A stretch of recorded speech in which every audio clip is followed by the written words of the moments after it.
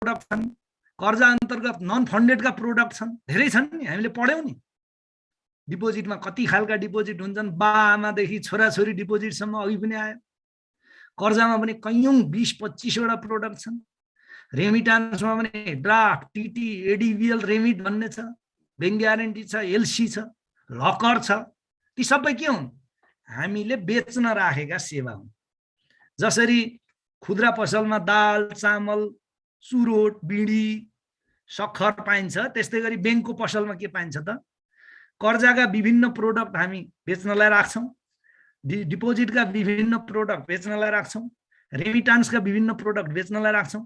जसले ती प्रोडक्ट किन्छन् तिनै हाम्रा ग्राहक हुन्। क्लियर छ नि? ग्राहक भनेको बैंकका ग्राहक भनेका बैंकले प्रवाह गर्ने सेवाहरू खरिद गर्ने व्यक्ति वा संस्था हो। यिनीहरू व्यक्ति पनि हुन सक्छन्, संस्था पनि हुन सक्छ। अब बैंकहरूले स्रोतको परिचालन ग्राहकहरू मार्फत गर्छ। अब बैंकमा के छ त? बैंकमा चाहिँ तपाईको बैंकको ग्राहक र अन्य ठाउँको ग्राहकमा एउटा कुरा फरक छ। बैंकको व्यापार र अन्य व्यावसायिक संस्थाको व्यापारमा एउटा सैद्धान्तिक भिन्नता छ। बैंकमा के छ? बैंकको इनपुट पनि पैसा हो, आउटपुट पनि पैसा हो कि हैन? जस्तै प्रोडक्सन इन्डस्ट्री भयो भने र मेटेरियल हाल्छ, लेबर हाल्छ, क्यापिटल हाल्छ, अनि उतापट्टि जुत्ता प्रोडक्सन हुने कि कपडा प्रोडक्सन हुने हो कि हुन्छ हो। अब बैंकमा भयो भने बैंकमा पैसै हाल्छ, पैसै निकाल्छ के बैंक भन्ने मेसिनले। यदि यसलाई सिस्टम अप्रोचमा जानुभयो भने सिस्टम अप्रोच भन्ने हुन्छ। यो चाहिँ तपाईको इन्भाइरोमेन्ट एनालिसिसमा हुन्छ। बीबीएस, बीबीए जसले पढ्नु हेर्छ यो अवश्य तपाईले पढ्नु हेर्छ हैन? एउटा सिस्टम हुन्छ, त्यसमा हामी इनपुट हाल्छौं, त्यो सिस्टमले प्रोसेस गर्छ, उतापट्टि के निकाल्छ? आउटपुट निकाल्छ। जस्तै हामी धागो हाल्छौं मेसिनमा, मेसिनले के बनाइदिन्छ? कपडा बनाइदिन्छ भने धागो र मेटेरियल हो, मेसिन चाहिँ प्रोसेसर हो, कपडा चाहिँ के हो? आउटपुट हो। तर त्यहाँ के भयो त? आउटपुट र इनपुटमा फरक छ। एउटा इनपुट हालिन्छ, बन्ने बेला अर्कै बन्छ। तर बैंकमा के फरक छ? यो तपाईलाई इन्टरभ्यूमा सोधिन सक्छ। त बैंकमा के छ? हामी पैसै हाल्छौं, पैसै निकाल्छौं के। इनपुट पनि पैसा हो, आउट पनि अलि बढी पैसा हो। जस्तै इनपुटमा हामीले मान्नुस् 1 लाख रुपैयाँ हाल्यौं वर्ष दिनको लागि भने एक वर्षपछि हाम्रो आउटपुट कति होला त? 1,10,000 होला। 10,000 को रूपमा हाम्रो जुन डिफरेन्स छ त्यो चाहिँ पैसा जुन हामीले लगानी गर्छौं त्यो बढेर आउँछ भन्ने कुरा। र यहाँ इनपुटको चीज चाहिँ कहाँबाट प्राप्त हुन्छ त? मोस्टली निक्षेपकर्ताबाट। सबैभन्दा ठूलो स्रोत हामीले पहिला पनि डिस्कस गर्यौं नि, सबैभन्दा ठूलो स्रोत निक्षेप हो, त्यसपछि क्यापिटल हो, त्यसपछि चाहिँ तपाईको ऋणहरू हो भनेर हामीले गर्यौं नि त। हेर्नुस् त, बैंकहरूको स्रोतको परिचालन ग्राहकहरू मार्फत गर्दछन्। बैंकमा स्रोत ग्राहकबाटै प्राप्त हुन्छ र सोको उपयोग ग्राहकलाई विभिन्न सेवाहरू बिक्री गरेर गरिन्छ। स्रोत ग्राहकबाटै प्राप्त हुन्छ भने के? हामीले लगानी गर्ने पैसाको मुख्य भाग ग्राहकबाटै प्राप्त हुन्छ। को ग्राहकबाट? निक्षेपवाला ग्राहकबाट। त्यो भने बैंकहरूले स्रोतको परिचालन ग्राहकहरू मार्फत गर्छन्। बैंकको स्रोत ग्राहकहरूबाट प्राप्त हुन्छ र सोको उपयोग ग्राहकहरूलाई विभिन्न सेवाहरू बिक्री गरेर गरिन्छ। कर्जाको रूपमा हामी बिक्री गर्छौं। त्यस्तै कुनै पनि व्यवसाय ग्राहक बिना गर्न सकिँदैन। ग्राहकले गर्ने सेवा खरिदबाट नै बैंकलाई आम्दानी प्राप्त हुन्छ र बैंकको अस्तित्व कायम रहन्छ। ग्राहक नभयो भने त के हो र? बैंक त बन्द गरिदियो भयो नि। कसका लागि? कुनै पनि व्यवसाय, बैंक मात्रै हैन, कुनै पनि व्यवसायमा यदि ग्राहकलाई हटाइदिनुहुन्छ भने त्यो व्यवसाय तुरन्त बन्द गरेको हो। त्यसले गर्ने भनेको अब के हो? घाटा बाहेक अरु गर्दैन हैन? त के भयो? ग्राहकले गर्ने सेवा खरिदबाट नै बैंकलाई आम्दानी प्राप्त हुन्छ र बैंकको अस्तित्व कायम रहन्छ। निम्नलिखित कारणले बैंकमा ग्राहकको महत्त्व रहेको छ। के कारणले महत्त्व भयो त? हुन त यो सबैलाई हो, तर क्वेशन सोधिदिन सक्छ। बैंकमा ग्राहकको महत्त्व उल्लेख गर्नुस् भने केही न केही त लेख्नु पर्यो। यति लेखिसकेपछि के लेख्नु पर्यो त? बैंकको प्रमुख स्रोत निक्षेप ग्राहकबाट प्राप्त हुन्छ, ग्राहकको महत्त्व हैन? त्यस्तै 2 नम्बरमा बैंकले संस्थागत ग्राहक जस्तो बैंकबाट ऋण प्राप्त गर्छन्। जस्तै अन्य बैंकबाट के प्राप्त गर्छ? ऋण प्राप्त गर्छ। संस्थागत ग्राहक भनेको अन्य बैंक, यो भनेको कर्जाको ग्राहक मैले भने हैन, कर्जाको ग्राहकको कुरा आउँदैछ। बैंकले संस्थागत ग्राहक जस्तो बैंकबाट ऋण प्राप्त गर्छ। जस्तो कि भने है, यो फेरि जस्तो, फेरि यसको अर्थ अर्को लाग्ला यार। ल यहाँ कि पनि लेखिदिन्छु, जस्तो कि बैंकबाट ऋण प्राप्त गर्छ हो। त्यस्तै बैंकले जारी गर्ने ऋण पत्रहरू ग्राहकले खरिद गर्छ। तपाईँ ऋण पत्र जारी गर्नु भने कसले खरिद गर्छ? ग्राहकले गर्छ। बैंकले विभिन्न शीर्षकमा कर्जा ग्राहकलाई लगानी गर्छन् र ब्याज प्राप्त गर्छन्, त्यसैले ग्राहक महत्त्वपूर्ण छ बैंकमा। अब ग्राहकले गैर कोषमा आधारित कारोबार गरी बैंकलाई कमिसन बुझाउँछन्, कमिसन दिन्छन्। त्यस्तै ग्राहकले विप्रेषण कारोबार गरी कमिसन बुझाउँछन्, विप्रेषणबाट पनि हामीलाई कमिसन प्राप्त हुन्छ। त्यस्तै सन्तुष्ट ग्राहकले लामो समयसम्म बैंकसँग कारोबार गर्छन्, जसले बैंकलाई ठुलो फाइदा पुग्छ। असन्तुष्ट हो भने के हो? काम नचलुन्जेल तपाईसँग बस्छ, अर्कोतिर अलि बढी सुविधा पायो भने हिँडिहाल्छ। तर सन्तुष्ट ग्राहक हो भने 1% ब्याज तलमाथि भयो भने पनि बस्छ। उदाहरणका लागि कृषि विकास बैंकमा कसैले पैसा राखेको छ, उसको 8.10 छ। अब सन्तुष्ट ग्राहक छ कृषि विकास बैंकको भने सनराइज बैंकले 10% दिँदैमा उ दौडेर हिँड्दैन के, 12 दिन थाल्यो भने त हिँड्ला। तर के अलिकता बढी दियो भने पनि सन्तुष्ट ग्राहकले तपाईको बैंक छोड्दैन। त्यसैले तपाईलाई लामो समयसम्म सन्तुष्ट ग्राहक भने कस्ता हुन्? मिल्किङ काउ भन्छ नि तपाईले। कसैले स्ट्र्याटेजिक म्यानेजमेन्ट पढ्नु भएको छ भने त्यहाँ विभिन्न खालको हुन्छ। मिल्किङ काउ, डग, स्टार, क्वेसन मार्क भन्ने स्ट्र्याटेजिक प्लानिङको कहीँ सुरुवाती चिज पढ्नु छ भने त्यो हुन्छ। त यी के हुन्? सन्तुष्ट ग्राहक भनेका बैंकका चाहिँ मिल्किङ काउहरू, दुध दिने गाई जस्तै हुन्। सन्तुष्ट ग्राहकले लामो समयसम्म बैंकसँग कारोबार गर्छन्, जसले बैंकलाई ठुलो फाइदा पुग्छ। यस प्रकार बैंकिङ कारोबारमा ग्राहकको ठुलो महत्त्व छ। कारोबारमा ग्राहकको ठुलो महत्त्व रहेछ। के महत्त्व छ भने यस्तो लेख्नु पर्यो। महत्त्व छ, ग्राहकको अभावमा बैंकिङ व्यवसाय मात्र होइन कुनै पनि व्यवसाय असम्भव छ। बैंकिङ व्यवसायको त कुरा छोडिदिनुस्, कुनै पनि व्यवसाय ग्राहक नभयो भने त्यो नहुना साथ के हो त तपाईले त्यो व्यवसाय बन्द गरिदिए हुन्छ। यो चाहिँ बैंकिङ व्यवसायमा ग्राहकको महत्त्व भन्ने सानो टपिक हो। यसबाट छोटो क्वेशन आउन सक्छ, पुरा क्वेशन आउँदैन। पुरा क्वेशन आउनु पर्यो भने तलको चिज पनि जोडेर आउँछ है। यदि बैंकिङ व्यवसायमा ग्राहकको महत्त्व मात्रै भन्ने 5 नम्बरको सानो क्वेशन आयो भने भाइ बहिनीले यति लेख्दा पनि भइहाल्यो, 5 नम्बरको मात्रै आयो भने। तर यसैसँग अर्को तलको टपिक जोडेर 10 नम्बरको पनि आउन सक्छ हैन। अब यो चाहिँ एउटा सानो सब टपिक हो। अब अर्को तपाईको सिलेबसमा के छ त? ग्राहकको पहिचान तथा मूल्याङ्कन हैन, आइडेन्टिफिकेसन अफ कस्टमर एन्ड के तिनीहरुको मूल्याङ्कन, इभ्यालुएसन भन्नुस् हैन, मूल्याङ्कन। त के छ? ग्राहकको पहिचान तथा मूल्याङ्कन पनि एउटा सानो टपिक हो। अब बैंकिङ क्षेत्रका विभिन्न ग्राहकको पहिचान र मूल्याङ्कन फरक ढंगले गरिन्छ। विभिन्न खालका ग्राहक छन्, डिपोजिटका ग्राहक, कर्जाका ग्राहक हैन। बैंकिङ क्षेत्रका विभिन्न ग्राहकहरूको पहिचान र मूल्याङ्कन फरक ढंगले गरिन्छ। जस्तो कि कर्जाको ग्राहकको पहिचान र मूल्याङ्कनको विधि एक प्रकारको हुन्छ जुन हामीले पढिसक्यौं। जस्तै 7 P's, 7 M's, 5 P's, 5 M's, 5 R's यो पढ्यौ नि। त्यो के को हो त? कर्जाको ग्राहकको, डिपोजिटको ग्राहकको होइन नि त्यो। त के भयो? जस्तो कि कर्जाका ग्राहकहरूको पहिचान र मूल्याङ्कन विधि एक प्रकारको हुन्छ भने निक्षेपका ग्राहकको फरक विधि अपनाइन्छ। अब निक्षेपका ग्राहकलाई पनि 5M 5R गर्न थाल्नु भने को आउँछ तपाईले हैन? त फरक प्रोडक्टको लागि फरक विधि हुँदो रहेछ। निक्षेपका ग्राहकलाई निजहरूले, अब कर्जाकालाई त तपाईहरुलाई भने मैले हैन, कर्जाका ग्राहकलाई कसरी विश्लेषण गर्ने, पहिचान गर्ने त भनियो, ठुलो टपिक पढाइ भयो। अब निक्षेपको पनि त कसरी यसो सानो आइडिया पाउनु पर्यो नि त तपाईहरुले। के हो त? अब निक्षेपका ग्राहकहरूलाई निजहरूले राख्ने रकम के का आधारमा गर्नु पर्यो त?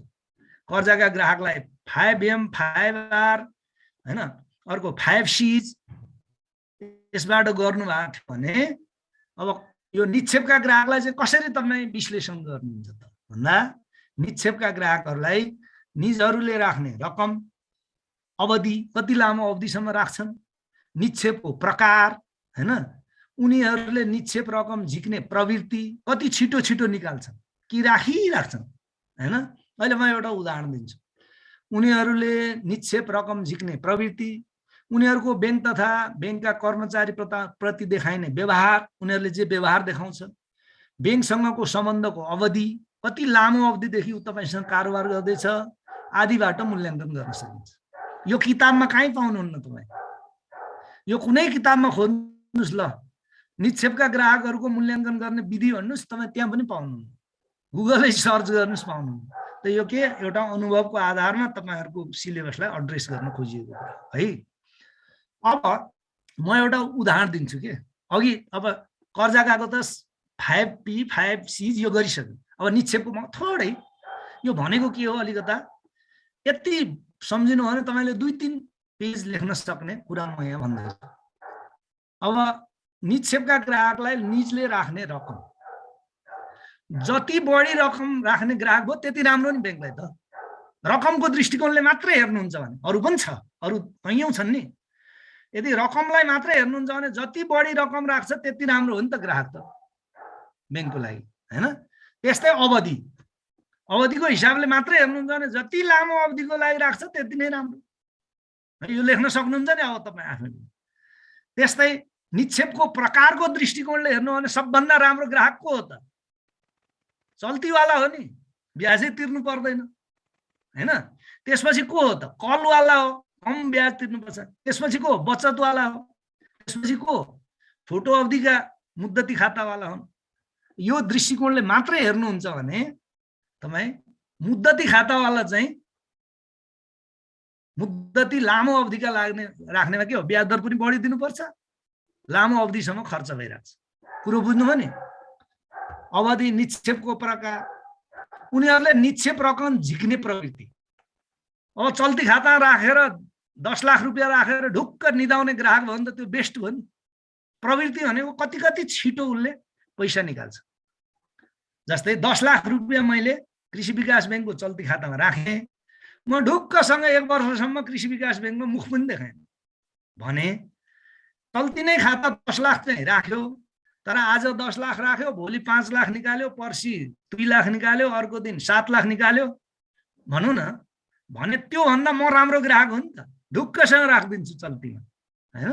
त के हो त्यो भनेको, निक्षेप, उनीहरूले निक्षेप रकम झिक्ने प्रवृत्ति कति छिटो छिटो उसले निकाल्छ, जति ढिलो निकाल्छ त्यति राम्रो बैंकलाई हैन। उनीहरूको बैंक तथा बैंकका कर्मचारी प्रति देखाउने व्यवहार, यदि राम्रो व्यवहार, राम्रो बोलीचाली देखाउँछन् भने त एकदम राम्रो नि। यो भनेको कस्तो त भन्दा त्यो ग्राहक भनेको दुध दिने नहान्ने गाई के, हामी कामधेनु गाई भन्छौँ नि, दुध चाहिँ यति धेरै दिन्छ तर हान्दैन पनि। किन ढिलो मेरो चेकको पेमेन्ट गर्नु हो भनेर तपाईँ ग्राहक, तपाईँ कर्मचारीसँग रिसाउँदैन, जेन्टल भएर बसिरहेको छ। तपाईँले जति ढिलो गरेको आनन्दसँग बसिरहेको छ, जहिले नाम बोलाउनुहुन्छ त्यतिखेर मात्रै जान्छ, नत्र त के हुन्छ 5-10 लाख रुपियाँ निकाल्न राख्न साथ, अब यो तपाईँलाई भनेको मात्र, यो लेख्ने कुरा होइन, फेरि तपाईँलाई आइडिया दिएको, 5-10 लाख रुपियाँ राख्न साथ ऊ चाहिँ कस्तो ठान्छ भने म पुरै मालिक हुँ, मेरो पैसाबाट यिनीहरूले तलब खाएका छन्, यो बैंकमा बस्ने मान्छे सबै नोकर हुन् भन्ने सोच्छ। तर सबैले त्यस्तो सोच्दैन। जो व्यक्तिले त्यस्तो सोच्दैन त्यो कस्तो हो, असल ग्राहक, तपाईँलाई झै झन्झट दिँदैन, तपाईँलाई डोमिनेट गरेर बोल्दैन भने त्यो के हो, उनीहरूको बैंक तथा बैंकका कर्मचारी प्रति देखाउने व्यवहार। जस्तै कृषि बैंकसँग कारोबार गर्छु, प्रत्येक दिन कृषि बैंकलाई गाली गर्दै हिँडेँ भने मैले, म राम्रो ग्राहक हो नि त, बढी पैसा राख्ने राम्रो ग्राहक। अब म गाली गर्दै हिँडेँ भने त के हुन्छ, कि एक सर्टमै 235 जनालाई पढाइरहेको छु, नेगेटिभ मेसेज गयो नि त। त्यस्तै उता कलेजमा MBA का स्टुडेन्टलाई पढाउँछु, कहिले सेमिनारमा कुरा गर्छु, जहाँ गयो त्यही कृषि बैंकको खराबी बोले भने के हो त, म राम्रो ग्राहक होइन। त्यसको असल बोले भने, जस्तै म बोल्दैछु, मैले भने नि कृषि विकास बैंक पनि सुध्रिसक्यो भने नि, के हो त्यसले राम्रो मेसेज गर्यो, त म के भएँ, असल ग्राहक।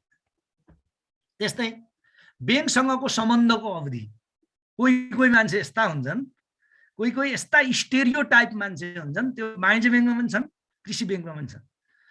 ब्याज दर 5% फरक पर्यो भने भइगयो, यो कृषि विकास ब्याङ्कसँग मेरो लामो सम्बन्ध छ, म यसैसँग गर्छु, भइगयो, 2-4% को लोभ गर्दिन भनेर बरु ब्याज माया मार्छ कृषि विकास ब्याङ्कसँग। कृषि विकास ब्याङ्कले 15% ब्याज लाउँछ, अर्को ब्याङ्कले भन्छ होइन 15 मा किन मर्नु भएछ, 12 मा गर्नुस् भन्यो भने के भन्छ थाहा छ? मलाई त कृषि विकास ब्याङ्कले ग्रीन कार्ड दिएको छ। एउटा ग्रीन कार्ड भन्ने केही होइन, त्यो कागज हुन्छ, हरियो सर्टिफिकेट, त्यसले दिने खाने केही होइन, खालि एउटा सम्बन्ध स्थापित गर्ने। ग्रीन कार्ड दिएको छ सर, म त त्यो ग्रीन कार्डलाई छोडेर तपाईँको राष्ट्रिय वाणिज्य ब्याङ्कमा आउँदिनँ कृषि ब्याङ्कका मान्छे। मैले प्रयास गर्थेँ क्या, कतिपय कृषि ब्याङ्कका राम्रा ग्राहकलाई म वाणिज्य ब्याङ्कमा हुँदा, ल आउनुहोस् साउजी, के कृषि विकास ब्याङ्कले 13 मा दिएको छ, 11 मा दिन्छु म, आउनुहोस् वाणिज्य ब्याङ्कमा भन्यो भने उनीहरूले धेरै मान्छेले त्यसो भन्थे। होइन सर आउन त आउँथे, तर कृषि विकास ब्याङ्कले मलाई ग्रीन कार्ड दिएछ, आइ एम एक्सट्रिमली सरी, होइन यस्तो भन्छ भने त्यस्तो खालको लोयल्टी, कस्टमर्स लोयल्टी हुन्छ। त्यस्तो ग्राहक पनि के हुन् त, राम्रा ग्राहक हुन्। ब्याङ्कसँगको सम्बन्धको अवधि आदिबाट ग्राहक कस्तो हो तपाईँ मूल्याङ्कन गर्नुपर्छ, होइन? अब कर्जाको ग्राहकको बारेमा त मैले भन्नै परेन, किनभने यो लामो हामीले डिस्कस गरेका छौँ, तैपनि यहाँ नोटमा अलिकता लेखिदिएछु मैले। कर्जाका ग्राहकको पहिचान तथा मूल्याङ्कन गर्दा उनीहरूले सामा तथा ब्याज समयमा बुझाउँछन् बुझाउँदैनन्, उनीहरूको वित्तीय चरित्र कस्तो छ भनेको त्यही 5 M's 5 R's, उनीहरूको वित्तीय र अन्य क्षमता के कस्तो छ, हैन, व्यवसायको सम्भाव्यता के कस्तो छ आदि हेरिन्छ। ग्राहकको पहिचान कसरी गरिँदो रहेछ? अब यहाँ धेरै भाइ बहिनीले गर्ने मिस्टेक के हो त, ग्राहकको पहिचान भन्यो भने कर्जाको तर्फको मात्रै लेख्छन्। यो दिमागमा राख्नुस्, नत्र भने तपाईँ नोटमा पनि लेख्नुस् सानो। यहाँ योबाट क्वेसन आयो भने ब्याङ्कमा ग्राहकको पहिचान तथा मूल्याङ्कन भन्यो भने तपाईले डिपोजिट प्लस कर्जाको दुवैको लेख्नुपर्छ, दुवै ग्राहक हुन् तपाईको। तर भाइ बहिनीहरूले के बिर्सिन्छन् भने कर्जावाला मात्रै ग्राहक हुन्, डिपोजिटवाला ग्राहक होइनन् भन्छन् र दनादन कर्जाको ग्राहकको 7 P's 4 P's के छन्, 4 M's 5 M's 5 R's यो सब लेखेर आउँछ। तर यो डिपोजिटको यति 3-4 लाइन लेख्दैन है, त्यो ठुलो मिस्टेक हो। तपाईहरु विचार गर्नु होला है त, विचार गर्नुहुन्छ। हामी यो चाहिँ पछि सम्भावित क्वेसनमा पनि एकछिन म तपाईहरुलाई सम्झाइहाल्छु यो कुरा, फेरि पनि यो सम्झाउने ठाउँ छ। अब अर्को हेर्नुस्, ग्राहक सेवा व्यवस्थापन अर्को टपिक छ। ग्राहक सेवा व्यवस्थापन, यसलाई चाहिँ भन्छ कस्टमर सर्भिस म्यानेजमेन्ट। भाइ बहिनीहरूले अस्ति मलाई भन्नुभएको यही हो, मैले भनेको यही हो। यो भाइ बहिनी हो म्यानेजमेन्टको टपिक हो, म्यानेजमेन्टको सरले पढाउनुहुन्छ भनेको के यो के हो।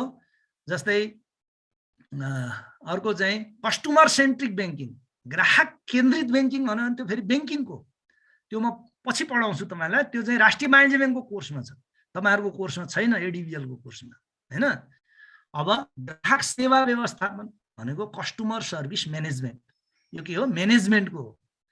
अब यो भनेको के हो है, अब योबाट क्वेसन आयो भने कसरी डिल गर्ने, यो भनेको के हो त? पहिला ग्राहक सेवा व्यवस्थापन भन्नाले ब्याङ्कले प्रदान गर्ने सेवाको योजना, सोको कार्यान्वयन, आवश्यक नियन्त्रण, सेवा प्रदान गर्दा अपनाइने विधि, सेवा प्रदान गर्ने उत्प्रेरित कर्मचारीको व्यवस्था, छिटो छरितो र सरल तरिकाले सेवा प्रदान, ग्राहकहरूलाई सेवा प्रवाहको क्रममा आवश्यक पर्ने भौतिक सुविधाको व्यवस्था जस्ता कार्यहरू पर्छन्। यो छ त कति 5 लाइनको छ, यसलाई व्याख्या गर्ने हो भने 10 पेज जान्छ। यो धेरै बृहत चिज हो। म भाइ बहिनीलाई एउटा कुरा सम्झाउँ है, अब तपाईहरु कतिको सम्झिनुहुन्छ होला सायद। जहिले पनि व्यवस्थापन भन्यो भने नि भाइ बहिनी हो, कुनै क्वेसनमा, यहाँ मात्रै हैन, व्यवस्थापन भन्नासाथ त्यहाँ भन्यो भने तपाईले 3-4 वटा कुरालाई दिमागमा राखेर तपाईको उत्तर लेख्नुपर्छ। त्यो भनेको के, व्यवस्थापनका कार्यहरू भन्ने छ नि, तपाईहरुले पढ्नुभएको छ नि त्यो त। यदि व्यवस्थापनको स्टुडेन्ट हो भने, इकोनोमिक्सको या म्याथमेटिक्सको भाइ बहिनी हुनुहुन्छ भने उहाँलाई थाहा छैन, अहिले थाहा पाउनुहोस्, हैन। तर व्यवस्थापनको त 10+2 मै छ। त्यो के छ रे, प्लानिङ, अर्गनाइजिङ, कन्ट्रोलिङ, मोटिभेटिङ, यो छ नि, यो के को सिद्धान्त हो, के का कार्य हुन्, कार्य सिद्धान्त होइन, के का कार्य हुन्, व्यवस्थापनका कार्य। कुनै पनि पोजिसन, यो मात्रै होइन, यहाँ आयो नि ग्राहक सेवा व्यवस्थापन भनेर आयो नि भने यी कुराहरू छुटाउनु हुँदैन भाइ बहिनी हो, किनभने व्यवस्थापनका कार्य भनेकै ती हुन्। प्लानिङदेखि कहाँसम्म, कन्ट्रोलसम्म। प्लानिङ, अर्गनाइजिङ, मोटिभेटिङ, स्टाफिङ, एचआरतिर छ भने कन्ट्रोल, इभ्यालुएसन, कन्ट्रोल, यी के हुन्, व्यवस्थापनका कार्यहरू हुन्। त्यसैले व्यवस्थापन भन्न साथ यी शब्दहरू भाइ बहिनीले छोड्नु हुँदैन। जस्तै अब हेर्नुहोस्, तिनै कुरा लेखेको छ यहाँ, के लेखिदिएँ मैले, ग्राहक सेवा व्यवस्थापन भन्नाले ग्राहकलाई प्रदान गर्ने सेवाको योजना भनेको के हो, प्लानिङ हो। सोको कार्यान्वयन भने एक्जिक्युसन, प्लानिङ केका लागि गरिन्छ, कार्यान्वयन गर्नका लागि। आवश्यक नियन्त्रण हेर्नुहोस् त, कन्ट्रोल। ग्राहक सेवामा केही कमी कमजोरी छ कि तपाईले कन्ट्रोल गर्नुपर्छ नि, कन्ट्रोल। व्यवस्थापनका कार्यहरू आयो कि आएनन् यहाँ। त्यस्तै गरी सेवा प्रदान गर्दा अपनाइने विधि, के विधि प्रयोग गर्नुहुन्छ त, अहिले आउँछ विधि हैन। सेवा प्रदान गर्ने उत्प्रेरित कर्मचारीको व्यवस्था कसले गरिदिन्छ त, एकदम मोटिभेटेड कर्मचारी चाहियो नि। एकदम फ्रस्ट्रेटेड कर्मचारी छ भने उसले तपाईको ग्राहकलाई सेवा देला, उल्टे हड्काएर पठाउला। अदालतको खर्दा सुब्बा जस्तै भोलि आउनुस् भन्देला मौका पर्यो त। के त्यसका लागि उत्प्रेरित कर्मचारीको व्यवस्था, छिटो छरितो र सरल तरिकाले सेवा प्रदान, ग्राहकहरूलाई सेवा प्रवाहको क्रममा आवश्यक पर्ने भौतिक सुविधा जस्तै बस्ने राम्रो सोफा, चिया, कफी, एसी, जे हो दिने हैन। यस्ता भौतिक सुविधा भने ती हुन्। जाना साथ बस्ने पानीको व्यवस्था, सम्भव छ भने चिया कफीको व्यवस्था हैन, भौतिक सुविधा अन्तर्गत आयो नि। ग्राहकलाई आवश्यक पर्ने भौतिक सुविधाको व्यवस्था जस्ता कार्यहरू पर्छ। एकदम यो भाषाले भने तपाईले आफ्नै भाषा लेखेको हो, यो कुनै किताबबाट लेखे हैन, कुनै नोटबाट पढे हैन भन्छ। यसरी ग्राहक सेवा व्यवस्थापन भनेको के हो भन्ने यति 5-6 वटा लाइनले तपाईलाई सम्झाउँछ। त्यसैगरी यसको उद्देश्य के हो त, किन ग्राहक सेवा व्यवस्थापन, के प्रयोजनका लागि, के उद्देश्य तपाईले परिपूर्ति गर्नुहुन्छ भन्यो भने ग्राहक सेवा व्यवस्थापनको प्रमुख उद्देश्य कम खर्चमा बढी भन्दा बढी ग्राहकलाई सन्तुष्टि प्रदान गर्नु। यसको उद्देश्य दुईटै रहेछ, दुईटा भन्दा तेस्रो छैन। के खर्च कम गर्ने, बढी भन्दा बढी ग्राहकलाई त्यो खर्चले के सन्तुष्ट बनाउनु। सन्तुष्ट ग्राहक किन चाहियो मैले माथि भन्छु। ग्राहक सेवा व्यवस्थापनको प्रमुख उद्देश्य कम खर्चमा बढी भन्दा बढी ग्राहक सन्तुष्टि प्रदान गर्नु। के हो त म्यानेजमेन्टको प्रमुख उद्देश्य के हो त, व्यवस्थापनको, जो व्यवस्थापनका साथीभाइ हुनुहुन्छ, व्यवस्थापनको प्रमुख उद्देश्य के हो, कम खर्चमा बढी भन्दा बढी कार्य सम्पन्न गर्नु हो नि हो। त्यस्तै ह्युमन रिसोर्स म्यानेजमेन्टको उद्देश्य भन्यो भने के, कम खर्चमा बढी भन्दा बढी काम लाउन सक्नु। तर त्यसलाई फेरि च्यालेन्ज गरेछ, त्यो मात्रै हैन अरु कुरा पनि छन् हैन। के रहेछ त, ग्राहक सेवा व्यवस्थापनको प्रमुख उद्देश्य कम खर्चमा बढी भन्दा बढी ग्राहकलाई सन्तुष्टि प्रदान गर्नु हो। यसबाट लामो समयसम्म ग्राहकले बैंकसँग कारोबार गर्ने हुँदा बैंकले बढी भन्दा बढी फाइदा प्राप्त गर्छ। अब बनाउँदै हुनुहुन्छ मिल्किङ काउ, बनाउँदै हुनुहुन्छ दूध दुहुने गाई, बनाउँदै हुनुहुन्छ ग्राहकलाई। त्यो किन गरेको, त्यो चिया किन दिएको, कफी किन दिएको, एसी रुममा किन बस्न दिएको, सोफामा किन बस्न दिएको, आइराख्नुस् मिल्किङ काउ म दुई राख्छु भन्नका लागि त हो नि। आइराख्नुस्, कर्जा पनि लिनुस्, डिपोजिट पनि गर्नुस्, तपाईकै पैसा तपाईलाई कर्जा दिन्छु, 20औं वर्ष काम गर्नुस् हामीसँग, त्यसका लागि। अब भाइ बहिनी हो, यो भन्दा धेरै नगर्नु, आज बोर पनि हुन सक्छ। अब हामी भोलि ग्राहक सेवा व्यवस्थापनका प्रमुख कार्यहरू के हुन्, के गर्नुपर्छ त ग्राहक सेवा व्यवस्थापन गर्दा भन्ने डिस्कस गर्छौं। बैंकिङ क्षेत्रको बजार पहिचान भनेको मार्केटिङ म्यानेजमेन्टबाट आएको छ। त्यो चाहिँ कसरी बजार, सम्भावित बजार के हुन् बैंकिङका, यो डिस्कस गर्छौं, तपाईलाई म सम्झाउँछु। त्यस्तै बैंकिङ क्षेत्रको बजार विश्लेषण कसरी गर्ने, बजार विश्लेषणबाट के फाइदा हुन्छ, बजारीकरणका औजार के हुन्, बजारीकरणका रणनीति के हुन्, यो सबै नगद कारोबार र यसको आवश्यकता यो सबै पढाउँछु। नगद कारोबारको आवश्यकता र महत्त्व, नगद कारोबारमा ध्यान दिनुपर्ने विषयहरू, यो चाहिँ तपाईहरुलाई अत्यन्तै आवश्यक छ। जानासाथ यो विषय तपाईले थाहा पाउनुपर्छ गरेर म भोलि तपाईहरुलाई गर्छु। यो बैंकमा तरलता कोष व्यवस्थापन भनेको यो पढाइसकेका टपिक हो। यसलाई यहाँ चाहिँ क्रमबद्ध गराइदिन, सिलेबस अनुसार क्रमबद्ध गराइदिन मात्रै नोटमा मैले राखेको छु। यसको नोट पनि तपाईले पाइसक्नुभएछ है, यसको नोट कुनै फर्मेटमा पाइसक्नुभएछ। तर यहाँ एकै ठाउँ राख्दिउँ त्यो म्यानेजमेन्टको जति भनेर तपाईलाई सजिलो होस् भन्नका लागि मैले गरेँ। अब म भाइ बहिनीका केही क्वेरीहरू लिन्छु। टाइम पनि लगभग सकिन्छ, अब नयाँ गर्न सकिँदैन। अब यहाँ एउटा भाइले लेख्नुभयो, भाइ हो कि बहिनी होला, एडीबीएल को कारोबारको अवस्थामा के कस्तो लेख्नुपर्छ? त्यही हो, कति कर्जा छ, कति डिपोजिट छ, कति नाफा छ, कति अपरेटिङ इन्कम छ, कति कस्ट अफ फन्ड छ, कतिवटा शाखा छन्, त्यो लेख्ने हो एडीबीएल को। त्यो जो कि सम्पूर्ण त्यो नोटमा तपाईँ पाउनुहुनेछ। ठिक छ, त्यसको पुँजी कति छ हैन। सर आरबीपी को लागि एडीबीएल को अघि नैको जस्तो टपिक प्रदान के गर्ने होला? यो पाइन्छ। म आरबीपी को पनि अलग्गै सेट दिन्छु। आरबीपी को मात्रै भएको पनि मसँग छ हैन। आरबीपी पढाउँदै अनि तपाईलाई एक सेट उपलब्ध गराइहाल्छु। जस्तो मैले नेपाल बैंक लिमिटेडलाई गरे नि, आरबीबीएल को जति मात्रै छुट्टै पनि तपाईलाई नोट प्राप्त हुन्छ। अरु एकजनाले गुड फर पेमेन्ट चेक भन्नाले के बुझ्छ? यस्तो चेक जारी गर्दा के कस्तो कुरामा ध्यान दिनुपर्छ? एकचोटि मैले यसलाई विस्तृत रूपमा पढाइसकेको छु है भाइ बहिनी। गुड फर पेमेन्ट चेक भन्नाले के बुझिन्छ